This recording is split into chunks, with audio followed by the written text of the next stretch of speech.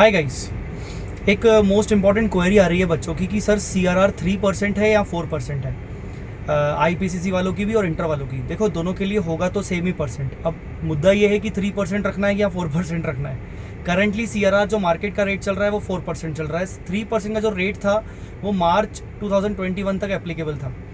Inter वालों की RTP में कुछ भी रेट नहीं है, IPCC के वालों की RTP में 3% का रेट है।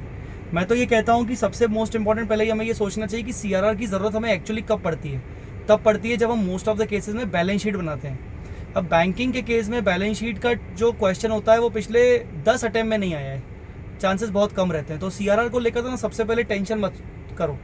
ऊपर से मुझे ऐसा लग रहा है कि अगर कल को क्वेश्चन आ भी गया तो CRR का हो सकता है वो परसेंटेज ऑलरेडी आपको वो दे देगा कि 3 है कि 4 है।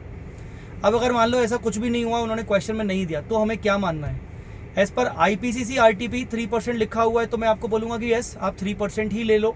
यस, मैंने अपने कुछ अभी रिसेंट वीडियोस में बोला था कि CRR 4% होगा, क्योंकि अभी का करंट CRR 4% चल रहा है और 3% का जो CRR था वो मार्च 2021 तक एप्लीकेबल था। पर ठीक है, अगर आप कुछ नहीं दिया हो तो आप 3% का CRR ले सकते हो। पर मुझे पर्सनली ऐसा लगता है कि उसको लेकर चिंता नहीं होनी चाहिए, क्योंकि वो कोई ऐसा रेट नहीं है जो आपको हर क्वेश्चन में आएगा। मुझे एक बात बता दो, आपने बैंकिंग का पूरा चैप्टर सॉल्व कर लिया, CRR की ज़रूरत आपको कहाँ पड़ी जो आप इतना परेशान हो रहे हो?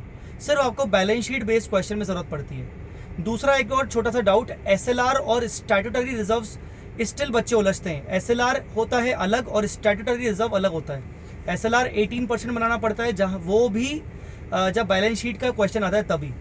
स्टैट्यूटरी लिक्विडिटी रेशियो बोलते हैं उसको। और एक होता है स्टैट्यूटरी रिजर्व, जो कि हमें 20% बनाना पड़ता है balance sheet P&L based question में, प्रॉफिट का 20%। तो स्टैट्यूटरी रिजर्व अलग होता है और SLR अलग होता है। Thank you so much.